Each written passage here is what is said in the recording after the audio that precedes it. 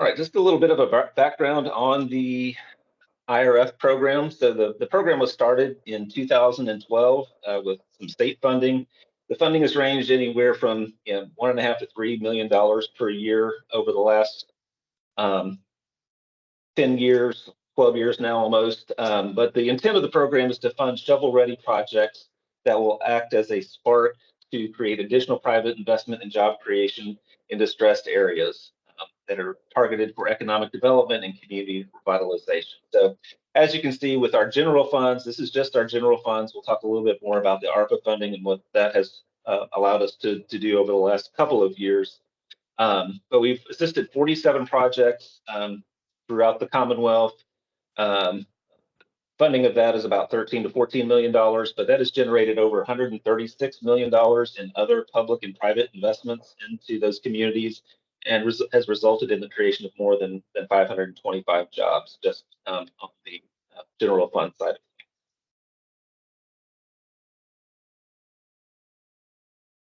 So the general funds, again, it's funding for the rehabilitation of large-scale derelict structures that are no longer suited for their original purpose. Even though the name says the Industrial Revitalization Fund, those buildings do not necessarily have to have had an industrial building to begin with. We've done theater buildings, school building, former schools, a lot of different projects. So why we do this is to catalyze revitalization by eliminating blight through market-driven redevelopment, whether that's through a locality that wants to redevelop that property, a nonprofit organization, or a for-profit developer. So for the grant funds for this year, the general funds, we provide loans or grants of up to $1 million with a 1-to-1 match required for the state funds. So we'll talk a little bit later about the two pots of funds and how you apply for those when you go through CAMs. These are awarded annually, and this year this will be a fall 2023 application deadline for the fiscal year 24 projects. And again, a local government has to apply on, and they can do that on behalf of a for-profit or nonprofit entity. We also have, and we have about $1.5 million in funding from the general funds for this year. Then we also have some remaining funds from the American Rescue Plan Act, or the ARPA, that was funding that was in response to the COVID-19 pandemic. These funds were provided from the General Assembly to the program to assist small businesses and local economies recover from pandemic-related hardships. With the ARPA funds, we can go a little bit higher because there's a little bit more funding for that, but we can do grants or loans of up to $5 million.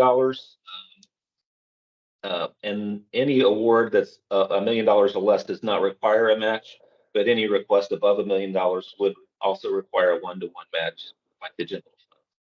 And again, we'll have a fall 2023 will probably be the last round of ARPA funding. We have about $9 million remaining in ARPA funds, and so we have we anticipate that we will have much more requests than that, and that this will probably be the last round of ARPA funding that we will have, unless some additional ARPA funds come in or some additional state funds. And then again, local governments are the applicants, and they can apply on behalf of a nonprofit or for-profit entity.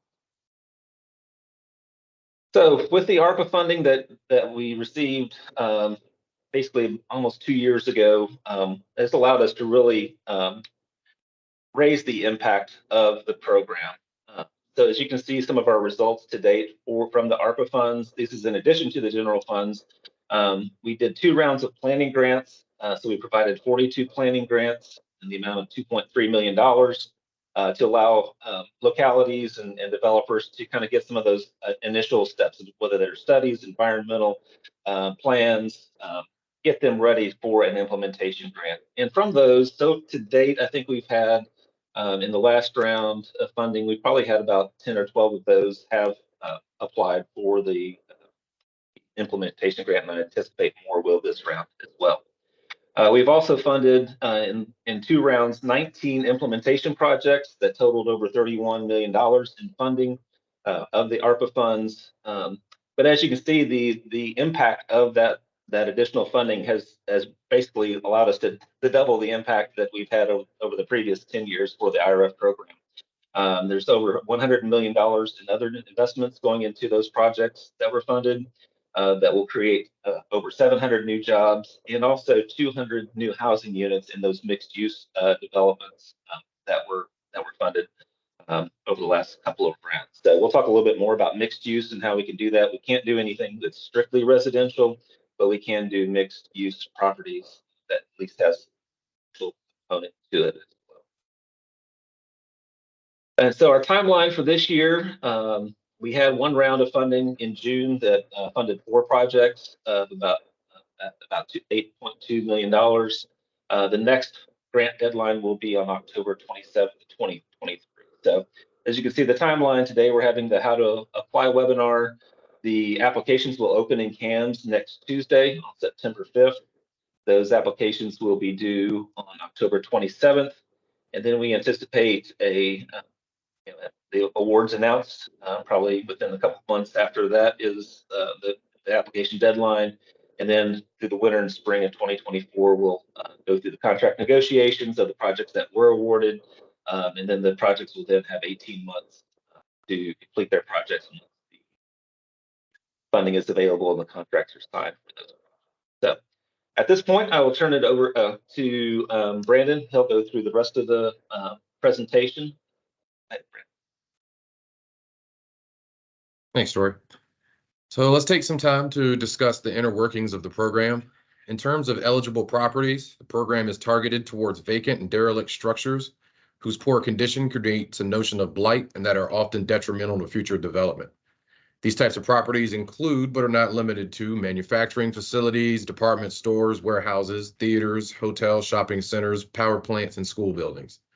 All of these building types share a common thread. They were previously commercial buildings that are functionally vacant and ready for reuse.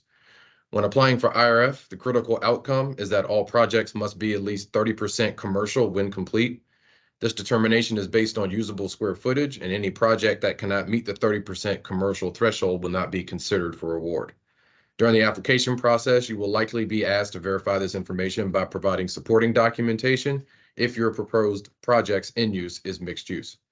Be mindful that greenfield sites and projects that are solely residential in outcome are ineligible. And again, all projects must be at least 30% commercial, so strictly residential use is ineligible.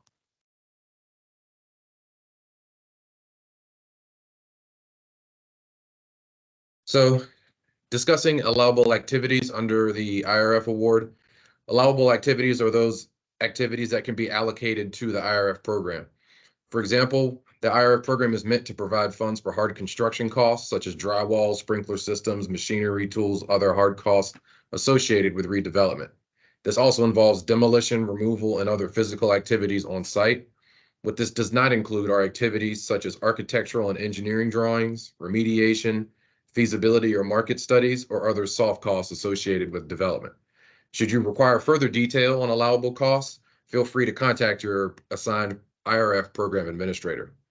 Be mindful that funds may not be used solely for acquisition or demolition unless it can be demonstrated that the locality has other redevelopment funds committed to the property and that there is also a redevelopment plan to go with the application. In terms of acquisition, a good rule of thumb for IRF is to not have IRF requests where acquisition is more than 50% of the total IRF request.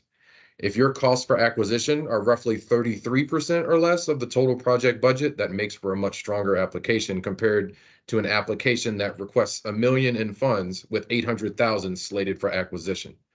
For projects where acquisition is the majority of the project budget, you may want to discuss your proposed financing plan with your program administrator to ensure that the program is financially feasible. It also may be recommended that you seek alternate sources of funds that could help with acquisition. Another important point for applicants is that grant administration is not an allowable cost under IRF. Finding alternate sources of funds that can cover these costs makes for a stronger application.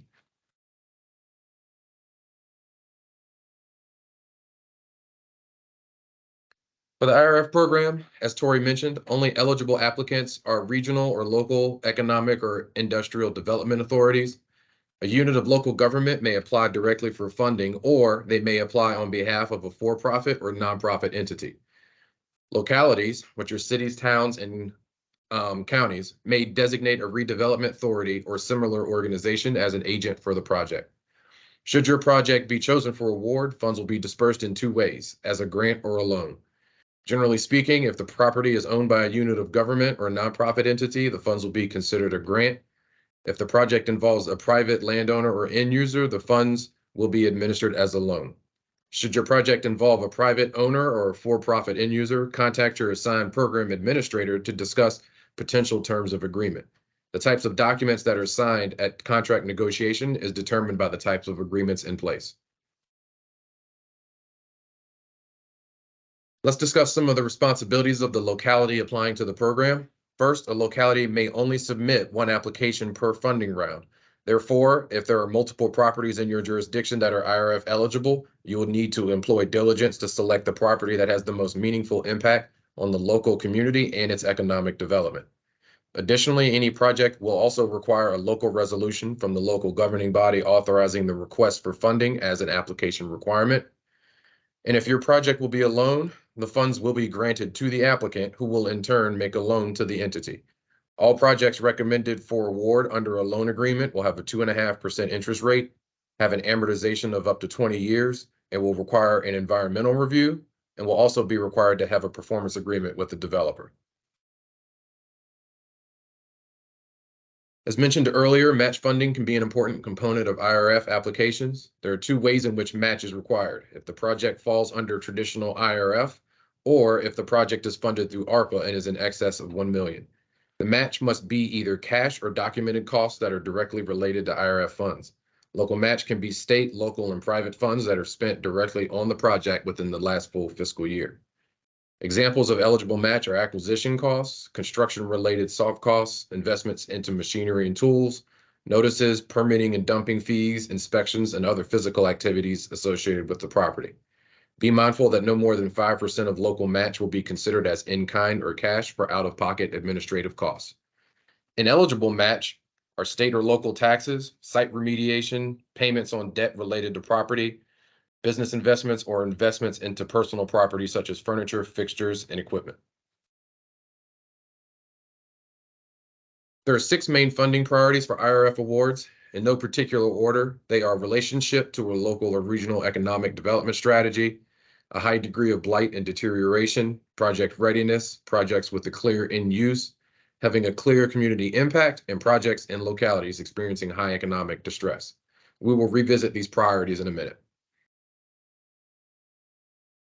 After the application period has ended, applications are reviewed by the IRF team. Through a competitive process, funds will be allocated to projects that lead to the most efficient redevelopment and reuse structures. Applications are evaluated and scored, and projects are selected for funding, started with the highest scoring, and then following a descending order until all funds have been allocated. In no case will an application scoring less than 70% be recommended for award. A strong application will also be able to document that the project is ready to go, but could not be completed without IRF funds. Another consideration when applying for funds is you must indicate whether you're applying for general fund or ARPA. Remember that there are match requirements that differ between the programs, and any project seeking ARPA funding must either be located in a qualified census tract, or you will have to otherwise address a harm that has been caused by the COVID-19 pandemic. Applicants will be required to identify the need created by the pandemic and how their project seeks to remedy that need. The applicant will also have to describe how their project will support individuals, communities, or industries that face disproportionate health or economic impacts from COVID-19. Finally, DHCD reserves the right to make final determinations on the most appropriate source of funding for projects. Based on request and/or match amounts, some projects may be considered for either general funding or ARPA. DHCD staff will speak with you regarding any significant changes to your application. As mentioned earlier, there are several categories across which we score your application. These categories are listed here, and they are shown with their scoring impact. Some categories have a higher impact on your application than others. For this funding round, project readiness holds more weight than any other category. Economic impact is the next most important, followed by level of economic distress, relationship to a local strategy, and your financing scenario. There are also other considerations on applications, such as the use of SWAM vendors and high leverage to request ratios, and we'll discuss how you earn those bonus points later. Once you've decided to submit an application for IRF funds, make sure your organization has a CAMS profile. You can access the CAMS system using the link in this webinar, or you can reach out to program support, which is Durante, for help with this process. In order to register your organization with CAMS, you will need your UEI number as well as your FEIN. Once you have your profile established, you're ready to begin. The applications, as Tori mentioned, are opening on September 5th and are closing Friday, October 27th. Once you've registered, log in with your username or password, and then select the Applications and Programs option. Then select Apply, and then make your selection for General IRF or ARPA. Be sure to save each page, and you also have the option to close out and return to your application until it has been submitted. If you would like for your IRF program administrator to review your application and provide feedback before the deadline, be sure to allow for enough time for them to provide that feedback. It is our job to provide technical assistance, and discussing project details can help identify areas of improvement before your application meets the deadline. Finally, remember that you will have until midnight, October 27th, to complete your application. However, DHCD staff may not be available for assistance after 5 p.m. that day. Part of completing your application in CAMS is the budget section. Here you will discuss funding for the proposed project and identify all activities that need to be undertaken in order to return the property to a viable economic use. In the case of activities where costs will be paid for by funds other than IRF, use the other category. We often reference this in the narrative section, provide detail about the source of non-IRF funds.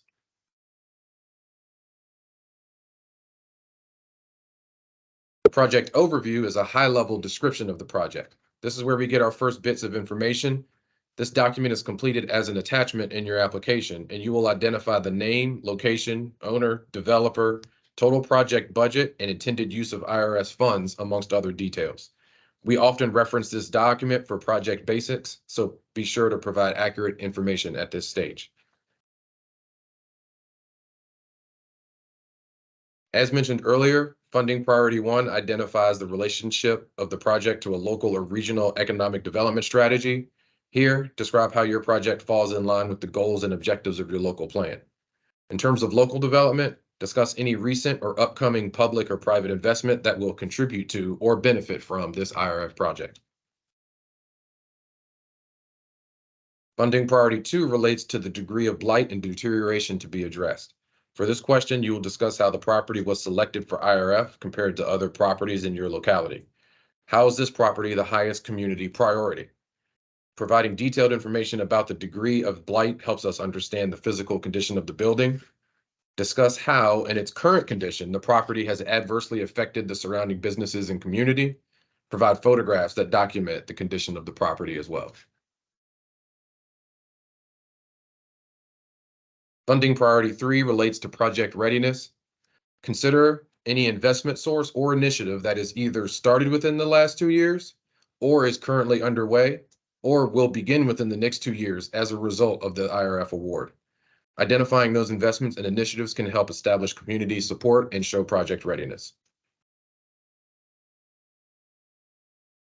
The IRF project status sheet is a brief description of the current physical state of the property, as well as a description of activities conducted to date. You will also describe zoning challenges, if any, as well as describing the status of any historic tax credits related to the project. Finally, describe the financing structure of the project and give a short synopsis of the final project design, if available. Another key component to a successful application is conveying a clear ownership structure. While it is not required to have site control at the time of application, any applicant will have to document that they have at least engaged a property owner in talks about sale. Unclear ownership scenarios present obstacles to project completion and would likely score lower in terms of project readiness. On this part of your application, you will describe if a developer has been secured or identified, and will also describe their experience and capacity. If the unit of local government is acting as a developer, include that experiential information. If a developer hasn't been identified, discuss your process and timeline for obtaining one. For matching funds, complete the chart and include documentation of all secured match as an attachment, and describe why IRF funding is absolutely necessary to complete the project. For questions related to funding priority 4 and 5, discuss the end use of the property. Support your position with market research, pro formas, and other viable research. If available, provide a copy of the end-use business plan. Also use this section to discuss how end users will be recruited and discuss potential commitments for the property. Please provide an anticipated operating budget, which should be reflective of the business once operations have stabilized, as well as providing a description of how the project will be managed as it moves forward.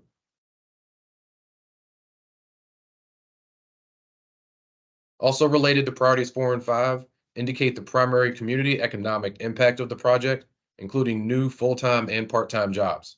The projection should not include construction jobs. You will also report the number of new businesses created, and you will also report private leverage into the project.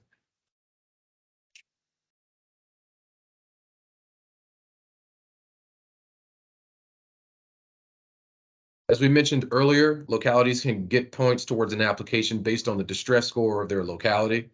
Only counties and independent cities receive distress scores.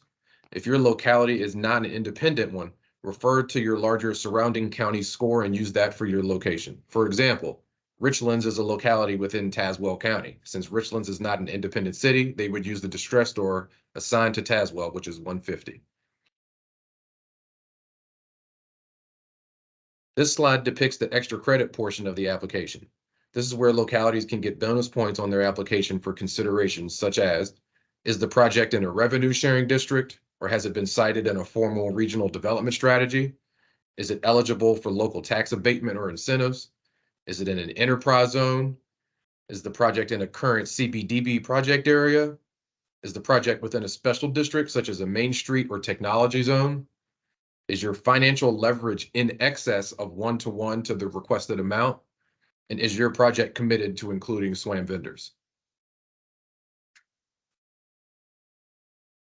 Here we discuss items submitted as attachments. First, a copy of the local assurance is required. They must certify that the information in the application is correct and the property meets program requirements.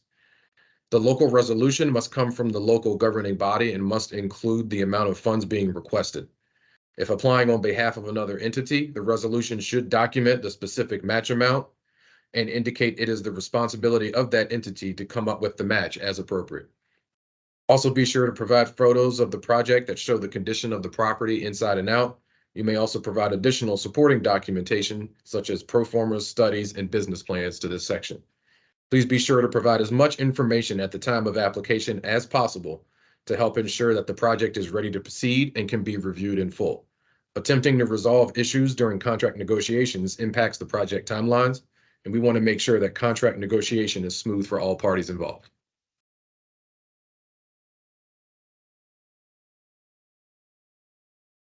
At this point, I will hand it back over to Tori. All right. Thank you, Brandon.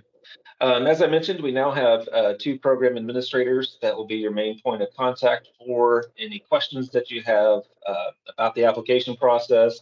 Again, like Brandon said, if you want any feedback on any of the information that you're providing within the application. So as you can see, we've kind of split up the state by Go Virginia regions. Many of you know about Go Virginia program and how those regions are delineated. So Jeff will be your contact if you're in Go Virginia Region 1, 2, 6, 8, or 9. And Brandon will be your main point of contact if you're in Go Virginia Regions 3, 4, 5, or 7. So, and we'll have everybody's contact information in the slide here at the very end. I think we're ready now for some question and answer time. So I'll open up the chat. And again, if you have any questions, I know some people have been typing in.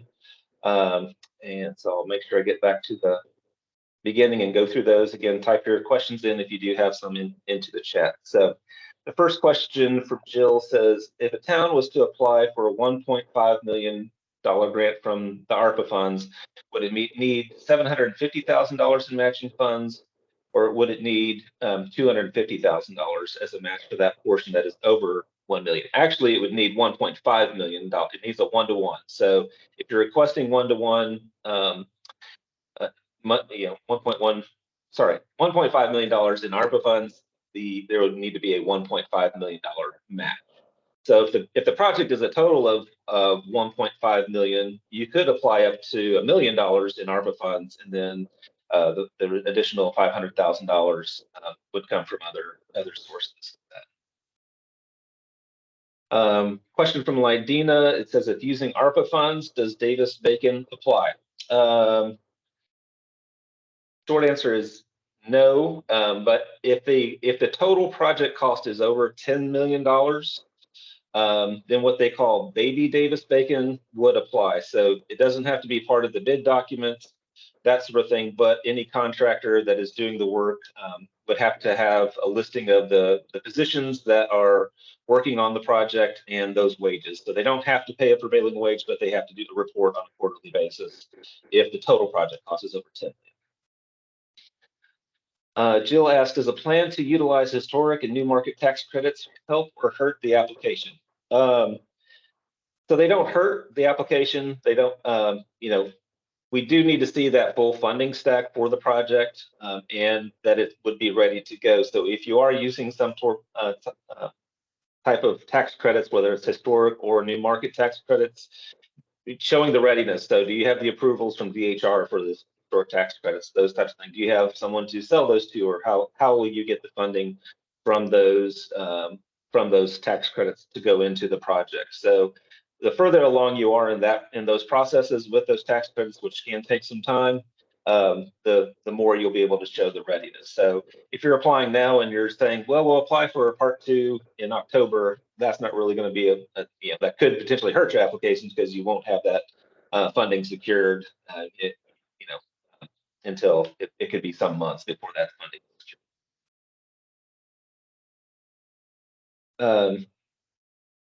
So if the locality owns the property and uses the grant, can they then sell it to a private owner on completion? So we don't like it to be that, we don't want it to go that way. We've talked to several projects where they do have a potential seller for that. Because with every project, you have there has to be a deed restriction that's put on the property. So for 10 years after the building is complete. So anytime the building is sold or the use changes within that 10-year period, you have to inform DHCD. So if a grant was given to the locality, we don't want you doing that with the sole purpose of wanting it to then sell it to a private developer once the project's done to kind of get around the loan, because then we would require it then to be converted to a loan for the developer at that point. So either way, it's going to be a loan to the developer. So whether you sell it to them before and they do the work or the town does it to help that. So there's a few ways to get around that. Some localities are doing a lease, like a 10-year lease on the property to that potential owner. And then after that 10-year period is over, there's potential for them to purchase the property at that time, but not like immediately after the work is done. So I hope that answers your question. And then how do we contact the program administrator you referred to? So the next slide, I think we'll have all the contact information. So we'll get to that once we answer the question. Sorry, I've also put mine and Jeff's email into the chat as well. Okay, yeah, so they're there on the chat. I think everybody should be able to see those. At least have their email addresses. We'll also have their phone numbers as well. So for a $30 million project, how much ARPA funds can we apply for our project support to the city? So the most you can apply for is $5 million. That's the maximum funding for any project. So that is the answer to that question. Certainly kind of want to talk to you about that project and see kind of where things stand with that. Brandon mentioned that projects do have a maximum. If there's already been construction on the project, is it still eligible? Potentially, if you haven't gotten, if there's been some stabilization work, things of that sort that's been done, but it was vacant prior to that. Like I said, we can go back a year, so we can go back to July 1st of 2022. So if any of that work has been done since that time, you might want to talk to your program administrator a little bit more about that. If it's already almost done, that might be another a little bit of an issue. Yeah, we would have to talk to you a little bit more about that. So then in regards to end use, There are multiple tenants that are interested. Most, if not all, will want to wait till it's finished. What are the LOI requirements for potential end users? So to show the, I guess, the end use and that there's a clear end use of those, yeah, certainly having some type of letter from them saying, yeah, if this project is completed, I would be happy to set up my restaurant in a portion of the building, whatever business it might be. So any of those types of commitments, they don't have to be hard commitments saying, yes, we are. I mean, if you already have like a contract or a lease agreement kind of ready to go for once the building's done, that's certainly stronger. But having those commitments for all of that space would certainly. Question is, do you need a letter from the bank regarding tax credits and bridge loan at time of application? Yes, that's certainly helpful. That shows that the funding is there to get the project completed. So if there is going to be a bridge loan before they get, until the tax credits can be finalized and they get the funding from that, yes. So having that commitment from the bank for any of those bridge loans is certainly going to be helpful and show that readiness for the project. Kind of that funding stack. Yeah. What limitations are there for matching funds? Can a locality use match funding from local, state, and federal grants?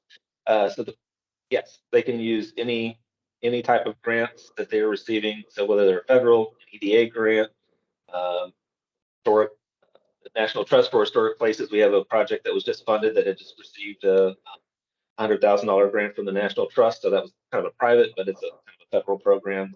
ARC, CDBG, Tobacco Commission, any type of those grants, or even a local grant that might be available. So yes, all of those can be counted towards match. It's just a matter of what they're used for. So we can't use like a brownfields grant. That cannot be used as match because that's for remediation. Remediation is not eligible as a match component to the IRF. The only kind of limitation. So if the city owns the building, can they lease out some of the space to private businesses, but not all the space, and still get a grant instead of a loan? So, so as long as the city owns the building and is doing leases to businesses, it would still be a grant because the property is still owned by the locality. So, whether or not it's a private business or a nonprofit that's leasing some of the space, that's and then I think Evan, in the situation you're looking at, they may own a portion of it and they may keep a portion of it for themselves to use as space or some other spaces that could be rented out by the locality. So yeah, that's fine. That's good stuff. So if we apply for $5 million, could they possibly grant us, say, $3 million? Yeah, that's entirely possible. Like I said, I anticipate we're going to be overprescribed quite a bit this round. So what you should be showing this, even though you can apply for $5 million, we need to see what the gap the gap is in the funding for the project. So even though you may have a $30 million project, if you have a if the gap is really $3 million and not $5 million, we don't.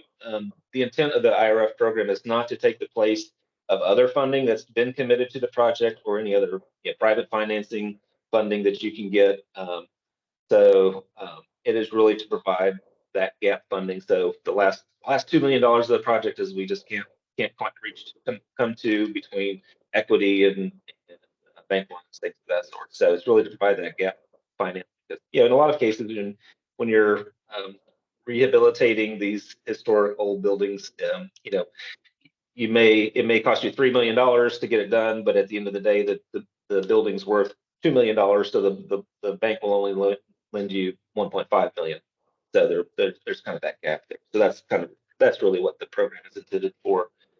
So even though you could apply for $5 million, it's really we want to see what that gets. So yeah, brownfields grants do not count for this round as match. Distressed areas are for the general fund and are tied to the general area, not specific census tracts. So the distress score is by locality. So whether it's a city or a county, you get that distress score. But if you're applying for ARPA, if the project is located within a qualified census tract, it automatically qualifies for ARPA. if the census, if it's not located within a qualified census tract, then you have to show those other impacts from the COVID-19 and how this project will help alleviate those impacts of the pandemic. And then how long must the locality own the property once funded? Again, the deed restriction that we require on all projects, they are recorded with the locality as well, requires a 10-year period that if any sale should happen within that 10-year period, DHCD has to be made aware of that. And then there could be some issues if they're, let's say someone's going to buy it and turn it into apartments, then there could be some prorated repayment of the grant required at that time because residential does not qualify for IRF. So we just have to get approval for that. We've one project in Hopewell that we gave our approval to recently as that property had been sold. So I don't see any other questions. Again, we'll give you we'll have a few more minutes if you do have any questions, but I'm going to go ahead and turn it to the slide. Contact information and some of the resources. Again, our webpage is dhcd.virginia.gov/IRF. In today's recording and all of the updated materials, so the program guidelines as well as the application manual will be put on the webpage by the end of the week, as well as a copy of the recording and the presentation from this How to Apply webinar. Here are the contact information. Again, I'm the program manager, so Brandon and Jeff, their contact information for that area. Then if you have any questions around CAMs or reporting things like that, Durante is your go-to person for that. So you'll see it'll be on the resources tab, a portion of that IRF.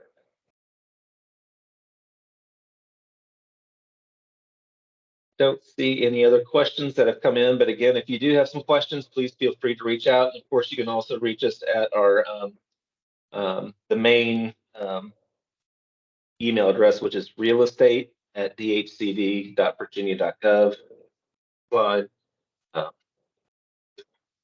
So if there are no more questions, we do thank you for your time. And again, please feel free to reach out if you have any questions about the application process. They will open in CAMs next Tuesday. And so we encourage early applications and not waiting until the last minute. A lot of times that might be hard to do when you have to get resolutions and things like that approved by the locality or the EDA, whatever the organization that is applying will have to do. But again, if you want to send us some information, get feedback on your application, we're happy to do that. But again, like Brandon said, please give us some time to do that. Don't send us something on Thursday before the deadline saying, hey, can you look this over for me before I submit it tomorrow? So with that, I thank you for your time, and please feel free to give us a call if you have any questions. Thanks, everyone.